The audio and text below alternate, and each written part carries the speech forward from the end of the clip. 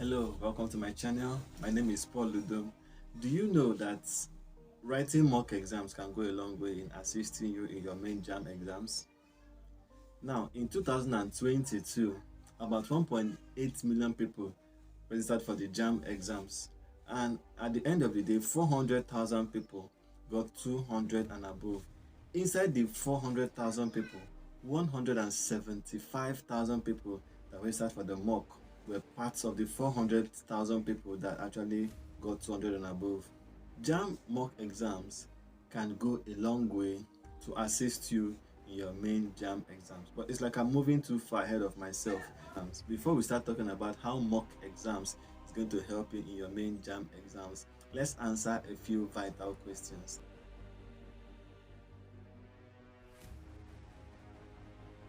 Mock Jamb exams is a yearly exam that is being written by mock. Practically started in 2017 or 18. It started 2018, and it's a yearly exam that kind of exposes prospective and Jamb students to the pattern and the methods of Jamb exams.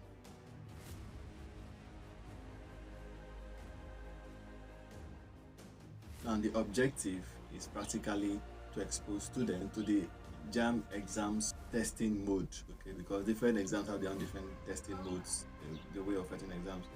Jamb, you're expected to write 4 subjects in a single day, while probably other exams like WAEC and NECO and GCE, you're expected to write 1 subject or probably 2 sometimes on a single day.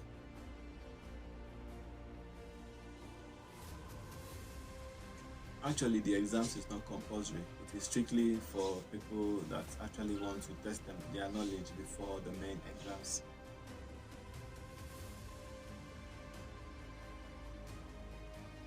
The Jamb mock exams is not a requirement for the main exams.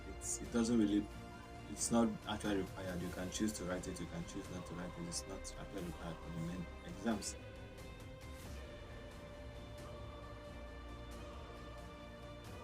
The result of your mock exams is not going to affect your main exams. For instance, if you score 250 in your mock exams, it's not going to affect your main exams in any way. Your 250 for your mock exams is your 250 in your mock exams. Whatever you score in your main exam, say 300, is what you actually did during the main exams, and not a combination of your mock and your main exams. It's just your exams. There's no combination. It's also going to affect your It's not going to affect your main exams by any means.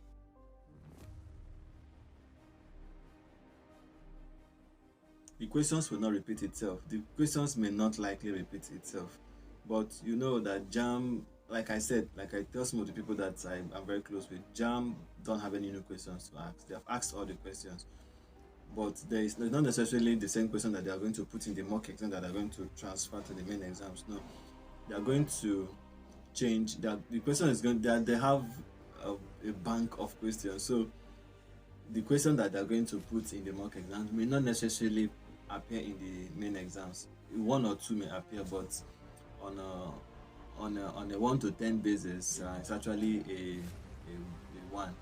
It's not going to appear. It's most likely not to appear.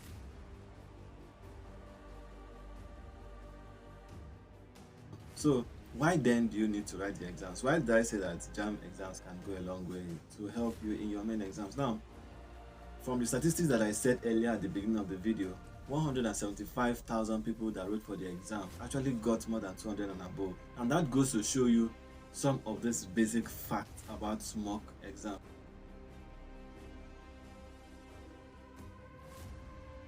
Jamb has their way of setting questions and presenting questions.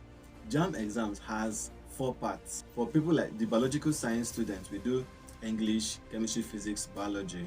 Now, they are going to write those 4 questions. They are going to write these 4 exams in a single day. That is Jamb way of setting questions. Not like why that would say write English in a single day, write math in a single day. And also, each of these questions have a particular number of questions that you are expected to answer. English is 60 questions.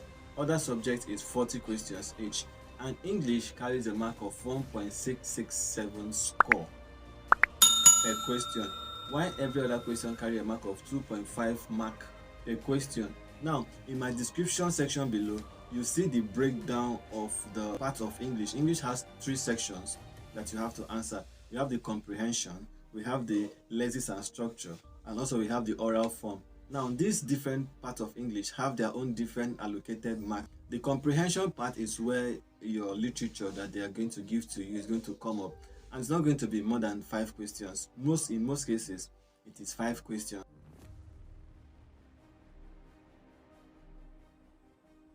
The second fact is that writing mock exams is going to expose you to possible mistakes that you may encounter during the main exams. Mistakes like coming to exams late or even how to log in mistakes. Now, some people don't know how to log in.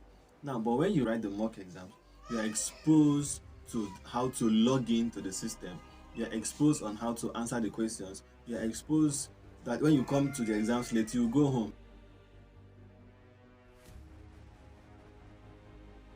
At Jamb exam is CBT, computer-based test. Now it's not going to be they're not going to require you to write any form or any written any stuff with pen or paper to submit. No, if you have to go with pencil, which is what is required, and your slip, your photo card is a slip, your registration slip, you'll be required to use that your photo card to do any form of calculation that you'll be required to do.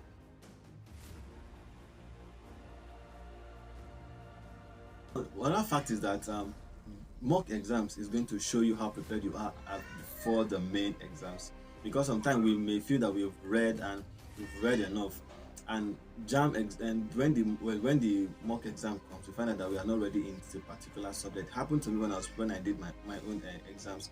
I discovered that during my mock exam I didn't do very well in chemistry, so I had to go back and start reading on chemistries and cover some part of chemistries that I didn't cover before the mock exam, so that when the main Jamb exams comes, I'm already saturated with as much information as I possibly can accumulate before the Jamb exam.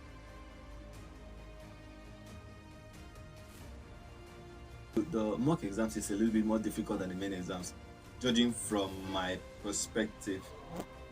The mock exams is difficult than the main exams. So if you can score 295 in the mock exams, there's a big chance that you score 310 in your main exams, because the mock exams is difficult than the main exams.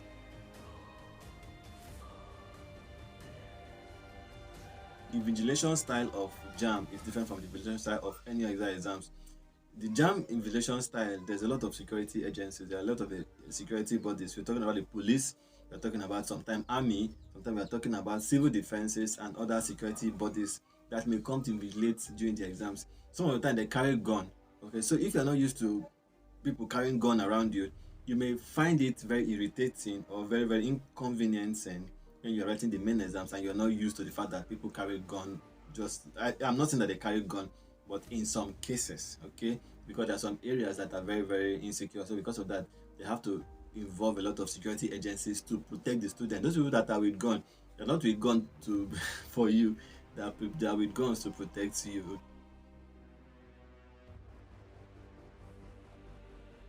Now, I mentioned that the exams is for 2 hours. Okay, so when you're writing the 2 hours exams, you know that you have to be very, very fast. Now, Jamb has 4 sections: the English, chemistry, physics, biology. Now, in that 4 questions, you'll be required to answer 180 questions, 60 questions from English and 40 questions from the rest subjects. You're supposed to answer that 180 questions in 2 hours. So this is what I would want you to do.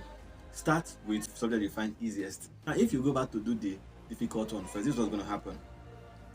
You may do the difficult one in, say, 1 hour, 45 minutes, 1 hour.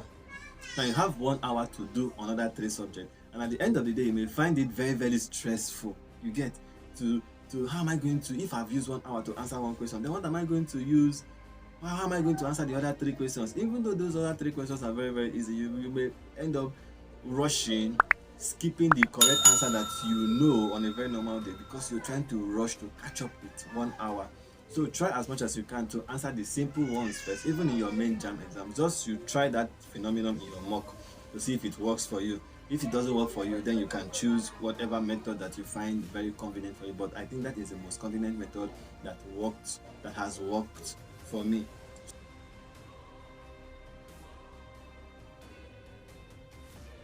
And try your best, because the the mock exams and the main jam exams. It all depends on how prepared you are and how willing you are to get an admission into school. Don't fall for people that will tell you that it's not important. Don't go. If you have time, go for these exams because it can assist you in a lot of ways. Okay, so one more thing I would say before I go is, if you don't have anybody to motivate you, motivate yourself. I'll see you in the next one.